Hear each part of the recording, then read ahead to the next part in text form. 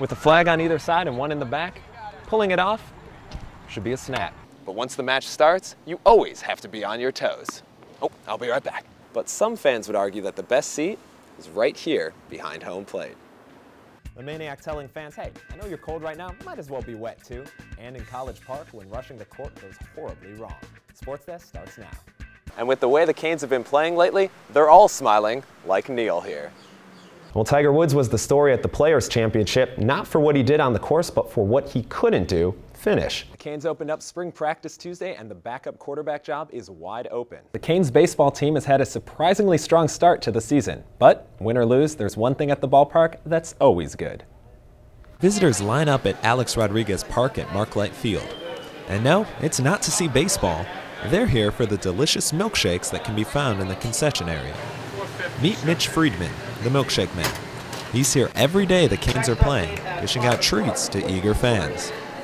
We had no idea how long it was going to be, how successful it would be, or what, but it's really turned into something special. Some of the shakes are named after familiar faces at the ballpark. The J-Row, named after Miami's PA announcer J-Row Keach, is one example. Mitch and his milkshakes are known throughout the country, so it's quite an honor for me to come here and show folks and friends that there's actually something named after me. But what goes into the making of a J-Row? Well, it's basically just, chocolate, a lot of chocolate with crushed Oreo cookies in it. I think there's some hot fudge in there as well, and it's really a healthy beverage. You know, these have to be pretty good since they've been in business for 24 years here at Marklight. But what's the secret? Why are they so delicious? Well, if I told you, then it wouldn't be a secret. But seriously, like anything else in life or in the food business, if you use quality stuff and take care to use the right amount, you come out with a good product. The shakes are also a big hit among UM regulars, but sometimes it's a love-hate relationship. I wish he would have never had it there because I've gained 20 pounds. I have to have a milkshake every day I'm here. Everybody just knows that it's an amazing part of the baseball experience here in Miami. If you've already had a milkshake, you know it's good. And if you haven't, well, make your way to the ballpark. For UMTV, I'm Joey Held. Imagine if, as a college student, you could get extra credit just for performing. Anything. A song, a dance, even demonstrating how to solve a Rubik's Cube. Seems simple enough, right? Well, that's exactly what the Golden Extra Credit Assignment is. Patricia Dolan's Theater 101 class, which is chock full of student athletes, demonstrated their variety of skills, and she is always impressed by what goes on. Because it's a theater class that I can allow somebody to share another part of themselves that they normally wouldn't get to share on a piece of paper. Students came on stage but quickly learned it can be a little intimidating. You know, when you step up on the stage, all eyes are on you. So what else would an athlete do besides what they know best? 7 UM football players, led by Stephen Morris and Jordan Futch, gave a sneak peek at what goes on inside the huddle.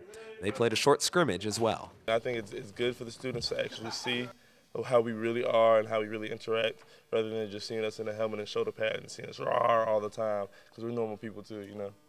But Jordan, who won the scrimmage? I'd say we did, yeah, we took the cake. Our performance was awesome. Tennis players Anna Bartenstein and Olivia Smith engaged in a comical match of tennis. Donovan Kirk and Cyrus McGowan played a variation of horse. They had a dribble competition and even got some help from another student. Although who won is still up in the air. Regardless, Futch thinks it's important for athletes and non-athletes alike to expand their horizons. Really for a learning experience. I think when you come to college, it's called a university. You're supposed to learn universally. And what better way to learn than by opening up to a group of people? Dolan wants the class to take away something from their experience on stage. This is what this is about. I'm supposed to share myself, somehow. It's when we don't share, something's real wrong. Although some students, like Futch, didn't quite share everything. I'm a really good singer, but only in the shower though. Maybe next time. Reporting for UMTV, I'm Joey Held.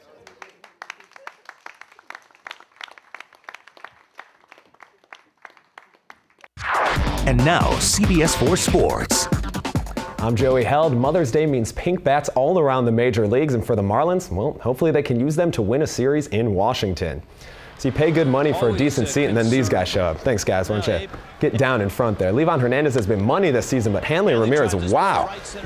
Opposite field blast solo homer cuts the lead in half, 2-1 Nationals. Pink bats quiet until the 8th inning, bases juiced, and Jorge Cantu does just enough. The sac fly ties the game at 2.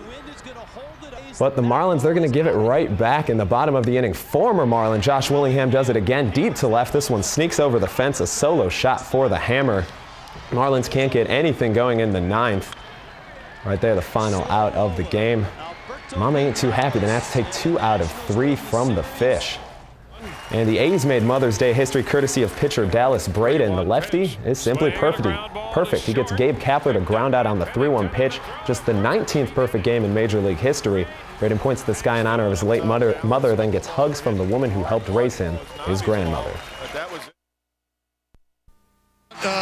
If this is the worst point in my life that I've got to be nervous about, I think I'll be okay.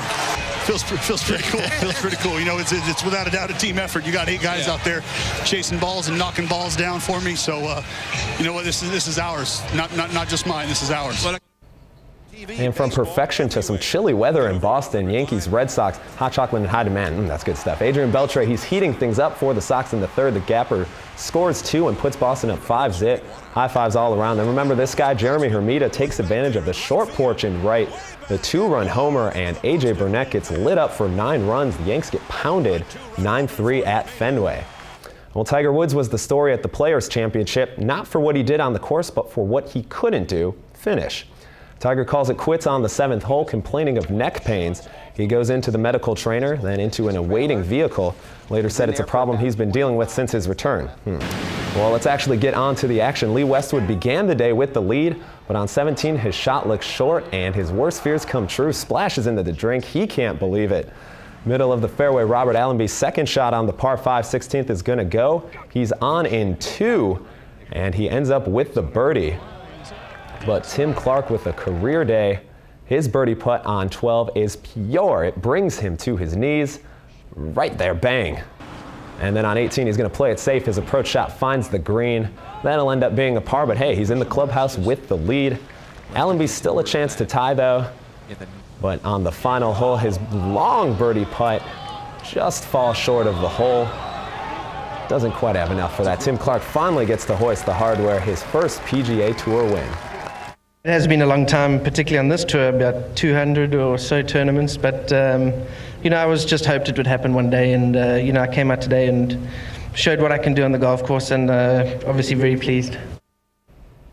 The Phoenix Suns have made quick work of the San Antonio Spurs, and they were going for the sweep on the road, which is never an easy task.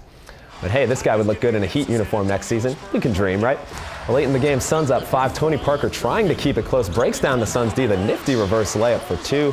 But Steve Nash and the boys, they get it done. Nash leaves it for the big guy Stoudemire with the finish. 2 of his 27 points right there. Phoenix wins 107-101. They can now relax and wait for the conference finals, which begin next Monday. No brooms in Boston. Rajon Rondo looking to even up the score at home in Game 4. All tied in the 3rd quarter. Rondo with the nifty pass. LeBron's not blocking that one. Tony Allen throws it down. A triple-double for Rondo. Then Allen returns the favor. Nice pass there to Rondo, who cleans it up. Boston takes care of business at home, 97-87. Your turn, LeBron. And that'll do it for sports on this lovely Mother's Day night. More news after this.